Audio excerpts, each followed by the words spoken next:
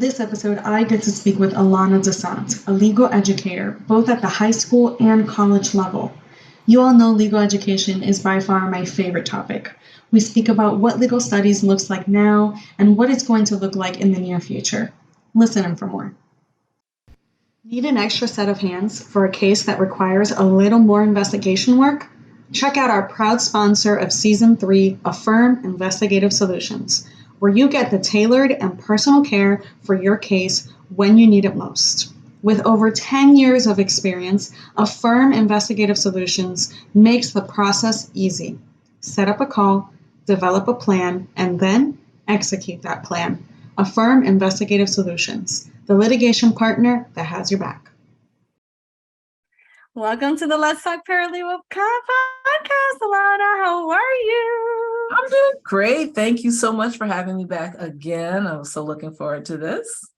I know. You actually were one of our first guests ever, so I thank you for that. We kept our relationship, obviously. We're on several projects together, so I appreciate all the work you do for especially legal education, because you do both high school and college. You teach, obviously.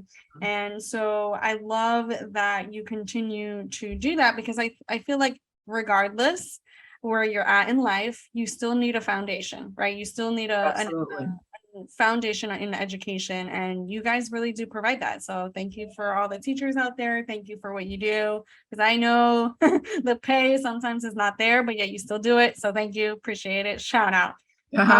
You're welcome. Oh gosh, I know. So today I actually threw this topic at you, and you went ahead and whipped something up, and I love that about you. Totally a professor style.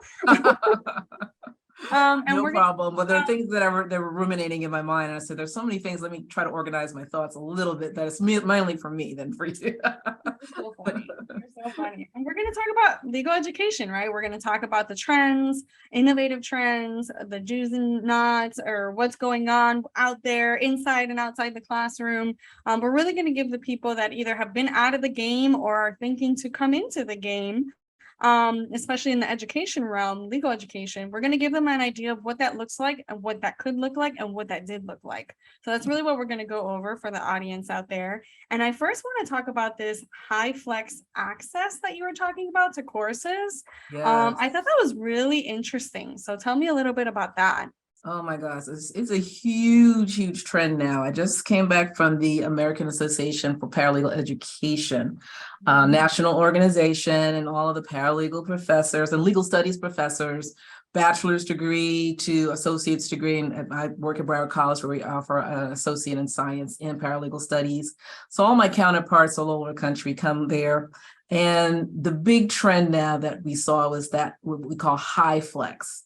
And we saw that a lot of the programs that are growing in enrollment numbers and meeting the demands of what students or potential students want is that they want to be able to come into the classroom and or have the option to sit at home and view the course live, not purely online, but a live interaction with the classroom, with their classmates and the professor via Zoom.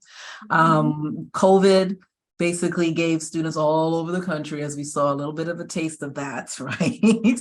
And some loved it, others didn't. But for our demographics and student population, which is pretty much the same for a lot of these paralegal programs, these are usually working people who have careers, whether they want to get into the paralegal, they're changing careers, or they're already there and they want to get a promotion by getting certified.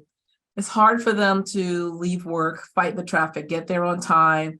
They have childcare issues. It's a whole array of things. And what we found is, or what we're finding, basically from feedback from my students and other programs, that having that Zoom option was really something that was helpful to them, and that they're able to still get their education and still meet the demands of their career and family at the same time. So we want to make it optional, because we have students who, because I have kids, I cannot be at home and I need to be in a classroom away from family and distractions. But we do have, it's looking as though more times than not, people are looking for that option. And I found that there was a panel and that we had somebody was from the Chicago based school where it enters in the city and their students preferred that. And we also had somebody who represented a rural school. Wow. Where traveling from miles on end to get to class, wasn't an option or was becoming less of a something that people wanted to do when they know the technology is there to accommodate that. And especially in this market where so many firms are hiring and there's the demand for paralegals is, as off the charts.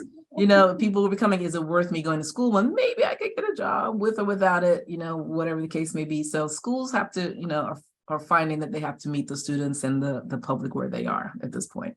I love it. I love the fact that you guys are transforming and not conforming, because that's different. You're transforming to the needs of the students, because if not, you're not going to have students. Like, let's be real. Correct. And hopefully that kind of leads to the rest of the legal industry, because there's another thing, like you kind of said, paralegals are high in demand. Obviously, I know that, I work with that day to day. But also the hybrid model, right? Yes. Having the option to work from home sometimes is great when the kids are sick, or when they have a day off, or daycare is closed, or whatever the case may be. Especially now, I feel like there's more and more federal holidays. Like, I remember when I was a kid, we had like 7 days off, and now my kids have like a whole month off. I'm like, you're home again? Like, are you even learning at this point? But no, I get it. I totally get it. I'm actually going back to school, so I get it. I'm looking at all my options right now, because and that's one of the first things you're probably looking. One of the first things. Okay, we get calls all the time. Do you have a Zoom component, an online component? Absolutely. I need so I think really what it comes down to, and the topic of everybody's mind right now, especially after the pandemic, is work-life balance, right? That's what everybody's looking for. Everybody's looking for whatever this mystical creature is. And so I always say that has to do a lot with person to person, right? So like a single mom is not going to have the same work-life balance versus a young person with no children, or someone with no children. So understanding that everybody has a different version of a work-life balance is also another thing that we all, as employers, educators, service providers, whatever it is, we need to understand as well. So we need to understand the needs of others. It was what I heard from all of that. So that's amazing. Absolutely. And hopefully employers as well as schools are getting the message, like you said, a little bit faster than anticipated. So I mean, I have attorneys call me all the time saying that they need a paralegal and they can't find one. And I was like, well, okay, I got a couple questions for you. What are you offering? What's the pay rate? What are the hours? What's the environment like over there? Because they're even looking at company culture. They don't even want to invest their time if they see that the company culture is toxic or non-existent, to be worse. So, there's a lot of questions that employers need to ask themselves too while they're looking. Employees are now getting smarter, and they're looking at their job like how we always used to, everybody thinks that this is a new phenomenon, but it's like, this is how we always needed to view our jobs. We needed to view our jobs as, what is my return on investment? If I'm investing the bulk of my time in this one company, right, which most of us only have one job, what am I getting in return? It's funny because employers were the ones that were doing that, but this whole pandemic has turned that all around, that now employees are also thinking. They're like, okay, well, travel time, gas is going up, inflation, everything is going up. What are you giving me? What am I actually getting at the end of the day? And that's really important for everybody to understand, that you have to look at the current, I guess, temperature, like my husband always says, on both sides. Exactly. So that brings me to my next point, though, with this whole flipped classrooms, which for me is more like teaching them to be proactive. And then maybe for others it's just frustrating. So I mean, so we talked a little bit about this before the recording, because I definitely got a lot of questions on that one. But let's talk about this whole flipped classroom concept. It's basically flip the classroom, as it says. Now, traditionally on the law school level and just undergraduate level, students would come in, you would hope that they've read, but you pretty much are introducing the material to them first, lecturing, and then giving them assignments and homework that they will take from the lecture. Whereas now we say flipping the classroom and says, we want you to come into the classroom even more so prepared, so we can give you more hands-on assignments in the classroom based on your readings and the learning objectives for that day in regards to that. So the homework is done beforehand, and then you're coming in with less talking from the teacher, and we're basically may have more group assignments. It kind of goes hand in hand with the other thing what I told you is I think pair share, where we have you think about it beforehand. In class, you'll talk to your classmates, and then afterwards, as a whole class, will discuss what each pair or grouping discussed about it. More interactive, analytical, critical thinking that's going on in the classroom, as opposed to just students just sitting there absorbing the professors, which can go in one ear and out the other, depending on what that is, but maybe giving you more, hands-on assignments and more time for the professors to really answer questions, as opposed to just going through the whole thing, dumping it on the students, and then, everybody goes home at that point in time. Yeah. I know. I never understood that, right? Because even though I'm an analytical, logical person in general, like even in my personal life, I'm very much organized, the typical OCD perfectionist type A. That's me. I am. Claim it. Love it. Poster board, the poster board child for that. But I've always been that way, by the way. Everybody kept asking me if it was my career or my circumstances. And no, it's just me. Like, that's just my personality. That's great. I was raised by two perfectionists. So it's like, it was only natural for me to follow. But beside the point, I always say that what you need to do is be hands-on. Like, you're not going to learn, like, for that, just watch a video. At that point, just watch a video, read the book, and then take the test. I never understood this whole like old school mentality or vintage learning is what they're calling it now. Yes, I like that. Yeah, because everything old is vintage, it sounds fancier. Vintage learning of the lecturing, right? It's like, what are you actually learning? Like, if you're just gonna, it's kind of like, for those of you out there that don't even know what we're talking about, it's kind of like when you do a PowerPoint presentation or somebody just reads off the PowerPoint. Like, for that, just give me the PowerPoint and I'll read the PowerPoint on my own. And then and which is what I tell students, okay, the PowerPoint's there, unless it's something like I'm going bit by bit, like really delving into it. But also say the PowerPoint's there, we're going to do this today, right? And based on your reading, et cetera, that we're going to have you do. And students are demanding more hands-on activities and projects. So when they graduate, they'll have something to show the employers, which is definitely a trend that we are implementing even more so here at Broward College, and having all of our programs have more hands-on assignments and projects that students can use a portfolio and as a portfolio. They need it. The traditional learning is not going to help them be efficient paralegals. They have to be hands-on. They have to be analytical and logical thinkers. They have to know how to analyze.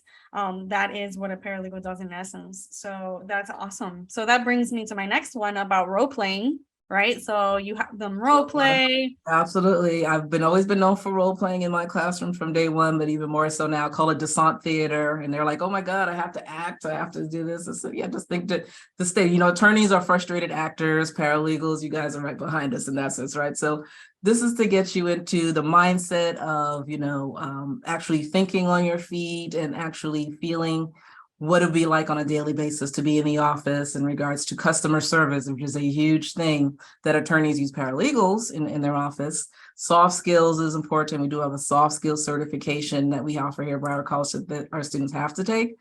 However, putting that and implementing that, kind of giving them that role play and circumstances will help them to actually exercise that as well. And I have my colleague, she brings in total strangers. Like I have my students do it with each other, but they're familiar. But I think it's brilliant to have somebody totally, come off the street practically. I'm like, oh God, who's this person? And then you're going to have to actually, do the role play with them. They're the difficult the client or whatever the case is in that respect. Absolutely. And that teaches them emotional intelligence, which is a way of doing it. We're going to have listening skills. You're going to have to listen, you're gonna have to empathize, you're gonna have to be a therapist sometimes, it's Absolutely. reality. It comes with the job. Delivering horrible news is never good in any case. And that's also, clients are coming there 9 times out of 10 when they're not in the best of circumstances. So you're going to have that empathy, that hand holding skill. Yeah. Exactly. You have to. So I love it. I love that's a creative way to actually implement such an important skill or skills. And I love it because I feel like soft skills are no longer soft. Like I feel like they need to be True. It's true. Because it's like that is so important, not only for the legal industry. I feel like it's important throughout any business. Every industry. I told my students, even if you never become a paralegal, all of this is important stuff. Having a legal education, I think, is important, but definitely, like you said, the soft skills is gonna. I love it. I love it. And then what's this about think, pair, and share? I love it. Well, that's kind of like going back to the flipped classroom. One of the things that we do is that we have students discuss. I break them into groups, and this really works well, even more so with the Zoom component, because you can literally break them up into rooms where they can have private discussions amongst themselves without, listening to their neighbors or having an extra loud classroom where they can really dive into a problem or a case study that you give them. Well, and hopefully they did the reading before going back to the flip classroom, that they have that background and they can have an intelligent conversation with each other, kind of bounce ideas off of each other in regards to that. And then I bring everybody back into the classroom, the pairs, and then each group or each pairing will share what they discussed and kind of contribute to the classroom discussion. And it's really good because, we have a multitude of personalities in any given. Oh, yeah. We have those who will dominate the whole class the whole time. I love it. Right? They'll talk the whole time. And, those 2 or 3 people have conversations with me. And then the rest of them are sitting there, quietly. So this kind of forces a little bit the quiet people, will not, pulling them out their shell a little bit by little bit and let them at least be prepared, right? Because they would have had time to discuss with their partner in a one-on-one setting. So when I call on them and say, okay, what did your group say? They'll kind of bounce the same ideas off of each other like they did, for a little few minutes ago, but they're more prepared as opposed to, some people are not as quick to think on their feet or they don't like to talk in public. This kind of gives them a little bit more of that. But in my classes, again, I give them a lot of presentation work they have to do as well. So by the end of class, they should be pretty comfortable talking in front of a group. Yeah, and I love that. Team building is also another thing. You have Absolutely. to work with your teammates. You're not, they get upset at it when I make them work in groups. I'm like, why? As a paralegal, I said, as a paralegal, you're more than anybody, or you're working with teams, even if it's that one solo attorney, right? Mm-hmm. You are a team player. That is your job. Yeah, you're the one that brings in the receptionist, the legal assistant, the law clerk, everybody. You're the one that puts all the information together. And in order to do that, you have to have a good relationship. I love it. I love it. I love it. Okay, so we talked about inside the classroom. So now let's talk about outside the classroom, right? Which is something that you can't control, but you can kind of train and you can kind of see, and you can, you've been in this long enough to understand pretty much what's going out there compared to what was going out there. So let's talk a little bit about that. How you feel like there's certain programs that need to be implemented or certain things that you feel like, this should be good for outside the classroom.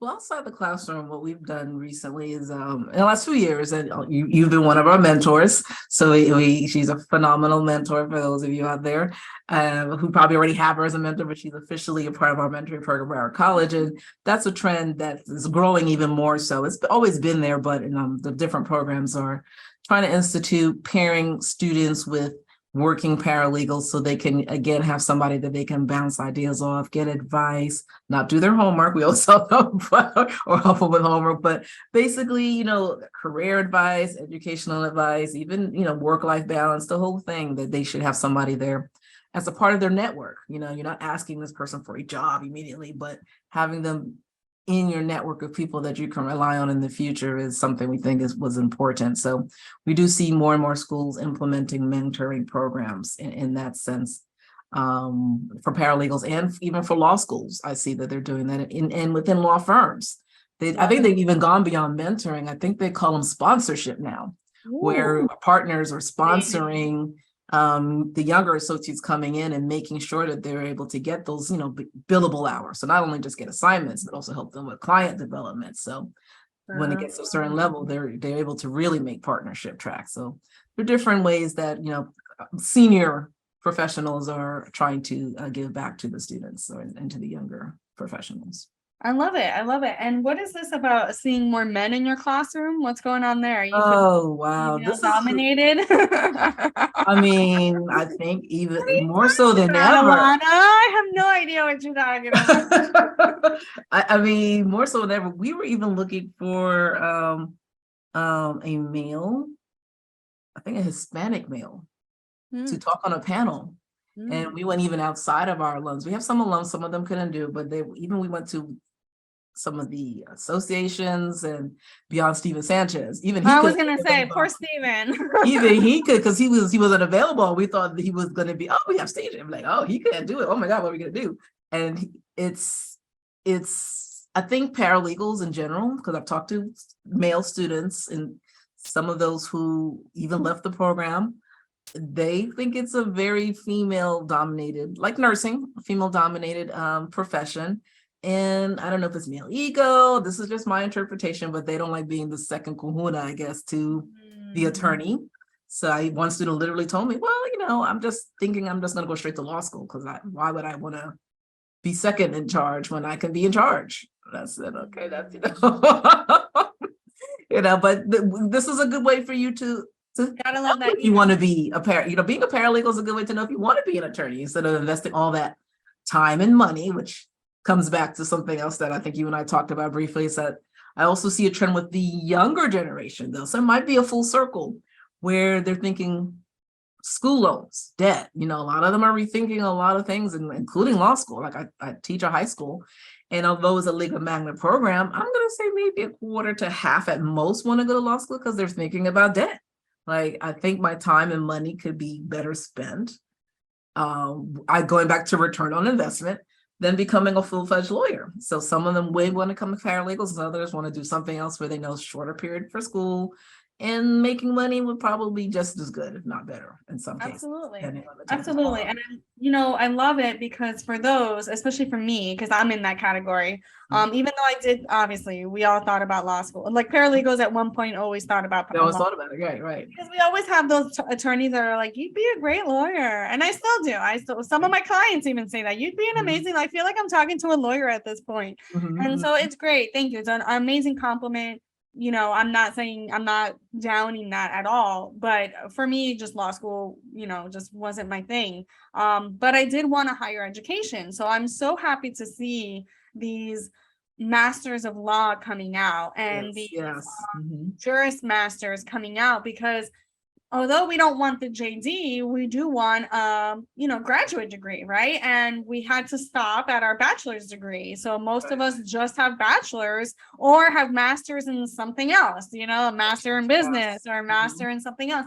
And I wasn't that person. Like when I went back, or when I wanted to go back, all they had was the LLM. And unfortunately, if you don't have a JD, you can't have an LLM. Right. So I was like, okay, I'm not gonna have unless you're an international lawyer or something like that. Yeah, exactly. I mean, obviously there's ways, but I did not fall into any of those categories. So I got really distressed until finally all these new master programs came out where you can have a bachelor's, take your whatever else that what is it? The GMAT, GRE. The GMAT, GRE, there's a whole multitude. All those assessment, entry level to get you into grad school. Apply for your master's and have a couple of recommendation letters, and you're good. So that's where I'm at right now. I'm finally. Good luck. Are you doing the applications now, or you have been admitted? Oh, well, good luck. I'm not admitted yet. It took me a little bit to find out, because me, I'm very picky. And you want to do your research. I have to do my research. I am like this as a birth. And so I finally found a program that fits my lifestyle, fits my needs, and fits my goals, right? Because I didn't want to just go back to school just to get another degree. I wanted a degree that would actually help me in what I'm actually currently doing and what I want to do in the future, right? Because that's the whole purpose. Of course. Of going back. But another thing that you brought up, and I think we kind of talked about this briefly, was the legal technology, right? Oh, yes. And how that's enabling the paralegals and the lawyers and really have, obviously that became a big thing. We all know it came During COVID. bigger Absolutely. during COVID, right? It Because kind of pushed those attorneys who were hesitant to embrace it into the 21st century. Most of them, they probably still some holdouts. Even the courts. I remember the court Yes. not even having an updated outlet. We would need to bring converters because of how outdated these outlets were. They weren't even up to par with the new technology. We were, Right. that was for like, oh my gosh, what were those machines called? I had them when I was a kid or when I was younger. It was like where you put the plastic projectors, the projectors. Yes, the sliding. Yes. That's how old those outlets were. Oh, it's when we used to use projectors back in the day. I'm like, yeah, might as well just continue to wear the wig, guy. Right. Like, what is going on here? It was not anymore. They all have, well, not all, a lot of them have. Now we have Zoom court. Zoom court. They don't even want to come, back into the courtroom. Yeah, it's great. It up from like the waist up, and then they have their PJs from the waist down. Which is again what we try to do with the students is prepare them for that, right? Because so much of how to set up your Zoom and set up your attorneys for Zoom court and everything like that, and having Zoom etiquette. For those who might go on to law school, it's definitely has taught them that. And things in the cloud, a lot of the law is so paper driven, has been for centuries, and now more and more are actually able to feel more comfortable with having their information in the cloud, because the pandemic taught, okay, if we can't come into the office, we still have the function. We have to be able to work from anywhere and access our documents and I think the big thing on that was confidentiality. Yes. And you know how many non-disclosures I have signed in my life? It's ridiculous. Like confidentiality agreements. Like I've had to sign so many things when it comes to that. And unfortunately, I learned the hard way that on one of them, I signed off, not as a freelancer, but for those of you out there that are working regular, law firm jobs as an employee, you sign off your work product. And I didn't know that. So I had created templates, I've created a process, I had done everything for this law firm, and I was going to go ahead and implement it in my business once I went off on my own. And I couldn't do that because unfortunately I signed off my work product. So it was hard to digest. It was hard to grasp that that they just took me through a loop on that one. But hey, we live and we learn. Right, read the fine print, as we know now. Read the fine print, and I ended up creating my own stuff anyway, so it didn't matter. You probably improved whatever it is. Well, it had to be updated because obviously I was like 5 years out of the game, and laws change, and everything is like, it depends, right? So it depends on whether it's what state you're in. So everything differs. So it actually turned out to be better because it got me to rethink some things and update and upgrade myself too. Right. So definitely, guys, read all that, read everything. But yeah, I mean, this was an amazing conversation. I know you have to go, so I want to keep our time and respect your time. And I can talk to you all day. We know this. I mean, we talk all the time. We can carry on conversations. You're great. But yeah, this was a pleasure. I love coming in and talking about education and the legal education and what's going on in the legal communities. But for the young people, I always tell them like having a legal background, no matter what you want to do, going into business, be a paralegal, which is a profession in and of itself, or using the education to go into law school eventually, whatever it is very, I think, important, just having that basic knowledge of the legal system, if nothing else, for your own personal edification and your own personal life. Yeah, we're all going to stumble into something one day, whether it's a car accident, a marriage, divorce, childbearing, all that has legal concepts behind it. Everything we touch in life, from the moment we wake up to the moment that we go back to sleep. That's what I was saying is, unfortunately, politics affects almost everything we do, as does the law. So here we go. And sometimes, and that's another thing that I want to introduce to you guys, politics and law, two different concepts. Two different concepts. Not the same. Because that's what a lot of people say. They're like, oh my God, you must love politics. I'm like, no, I care not to comment, but I'm a legal professional. I don't. Right. But anyways, thank you, Alana. I appreciate you so You're much. welcome. Thanks for having me. Bye. Bye-bye.